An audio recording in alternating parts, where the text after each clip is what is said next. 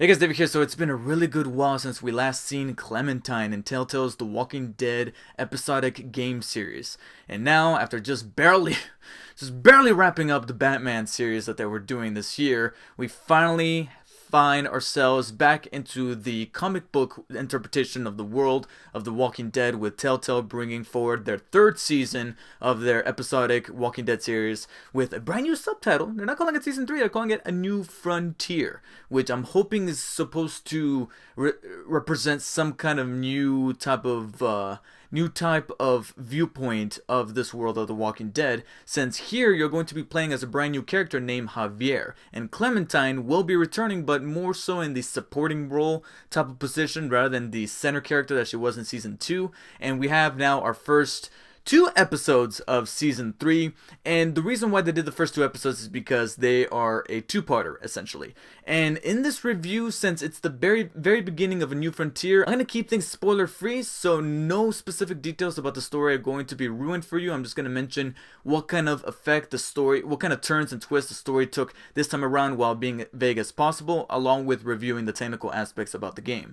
Now, I was worried for this third season of The Walking Dead after playing Batman, because an awful lot of people, myself included, were having so many technical bugs with that game because they were trying to bring forward a new engine. I'm happy, however, to report that after playing episode 1 of A New Frontier for The Walking Dead, it did not crash, it did not have any kind of bugs, it did not have any kind of disappearances, any invisible men, nothing like that. Fortunately, it ran like a dream. If there was anything noticeable, I would say that maybe there were a few shots here and there where they would try to put as many walkers on screen as possible, like some Dead Rising type of shit, and they would dip, the frame rate would dip slightly, especially some of the walkers that would be in the distance. You could kind of see them slugging along compared to the walkers that you would see in the actual foreground that are in focus, that would be running at 30 frames, sometimes even 60 frames per second. But besides that, nothing too noticeable. It was very smooth on both a technical and on an artistic level, because this game is ultimately very pretty. I was talking about how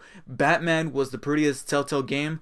I gotta be honest, I think now The Walking Dead A New Frontier is so far the prettiest Telltale game. There's a certain thing to their cinematography, from the lights and the shadows to the color schemes to the way these characters are designed, that's ultimately beautiful. The little details in the face that you think back to Walking Dead Season 1 back in 2012, and those characters, while beautifully designed, they were very shallow because they're supposed to emit this kind of comic book feel. They're supposed to be taken from the comics. It's supposed to represent the Skybound comics, whereas here they do that, but at the same time they're like, okay, we got a brand new engine, why not take advantage of it? The only thing that's kind of weird is that there's a certain segment towards the beginning where they would change the aspect ratio, and I have no idea why they did that. It didn't bother me too much, but it just reminded me of when I go see an IMAX movie and there's scenes that are like this, and then there are scenes that are like this. But let's talk about what Telltale's known for their episodic games, particularly The Walking Dead, and it is the story. This is the third season. We have Clementine back again after spending 2 seasons with her and kind of marinating with the choices that we made, both as lead that involved her, and her being the actual main playable character of season 2 and deciding who lived and who died all those times.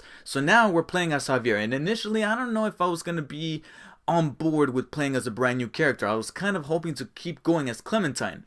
But the more we learned about Javier, especially the way this episode opens with him being introduced to the virus, being introduced to the apocalypse, their first touch of encountering a muerto. This was an excellent way to know the character, because the more we learned about him, the more we learned that he had a little bit of a tragic event happen on the onset of the apocalypse, but more importantly, he's very likable, he's very easygoing, he's a very easy character to relate to and to kind of embody as you make these character choices, whether it be who lives and who dies, what type of action you're going to take, and what type of line of dialogue you're going to interact with other characters. But also those other characters that you do interact with are actually surprisingly likable as well, and this is a very character-driven episode, because the overall story has kind of been there, done that for The Walking Dead. It wasn't bad enough that I had to roll my eyes like, oh my god, how many times are we going to see this before? But it was pretty basic, find supplies, try to survive, stay on the road, we have to go to this town, that kind of thing. But it was more about the characters driving the story and how much I was liking Javier by the end, how glad I was that they decided to make the decision to make him the playable character. But then we run into Clementine. This is not necessarily a spoiler, it's in the trailers, you've seen it before. And Clementine is a very changed character from when we first met with her in episode 1 of season 1 as Lee. She's very different, especially since this is kind of jumping forward a few years, and she's now in her like she's like 14, 15, almost 16, I believe.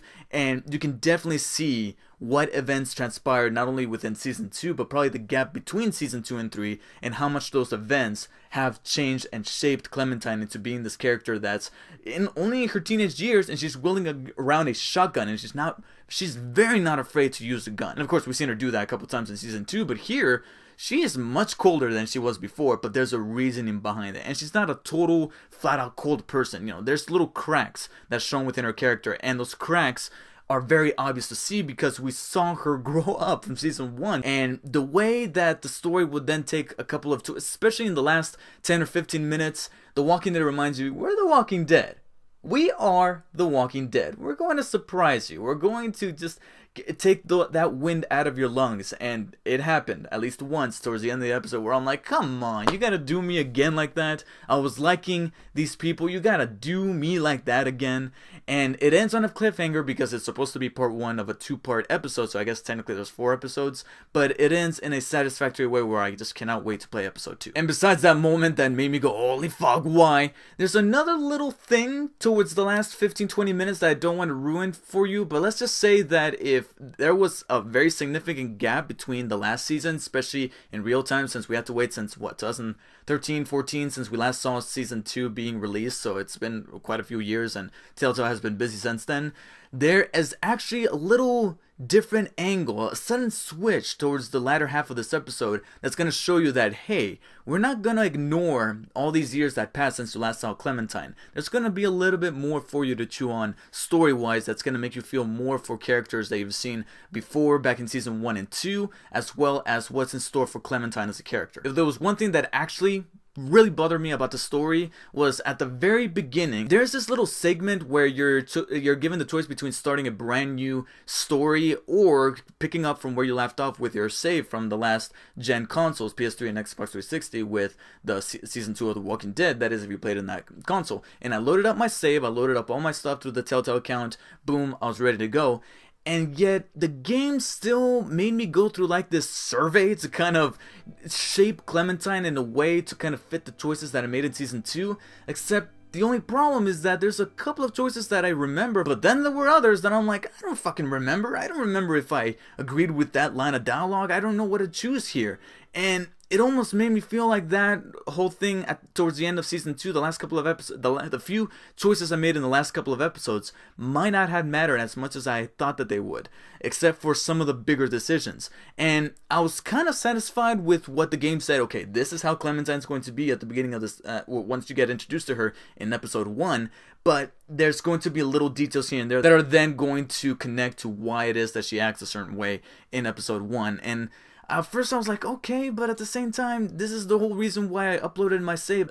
I don't know. It just bugged me. I didn't want that there at all. So because I feel like some people are going to be jumping into the Walking Dead Telltale game with Season 3 because it does give you the option of starting anew. I'm not going to ruin anything for you, but I am going to be talking about the story in much broader detail, spoilers included, in the next review for episode 2. But for now, I'm going to say that this is a very great way to kick things off for the 3rd season of The Walking Dead, A New Frontier. And it genuinely does feel like a new frontier. So I'm going to be giving Ties That Bind, Part 1, a high 8 out of 10. Thoroughly enjoyed it. I'm really liking the direction they're taking, and seeing how this episode ended in a cliffhanger, I could definitely understand why it is that they released both episodes at once. So I'm really looking forward to jumping into episode 2, hopefully later on today. So for now, I want you guys to let me know in the comments what you guys thought of episode 1. Keep it kind of spoiler free because I do want this video to be open to everyone who has not played the game up until this point. Are they willing to jump into season 1 and 2 first, or they're just gonna dive right into the deep end with A New Frontier? Please let me know your guys' feedback on what you thought in the comments below. Like and share this video. Subscribe for everything else coming soon, including my review of episode 2, as well as some other video game related stuff that is coming out this week, and I feel like maybe we should have known better, but I'm still gonna go check that out. I think you guys know what I'm talking about. Thank you guys for watching, and I'll see you guys on the next one. Take care.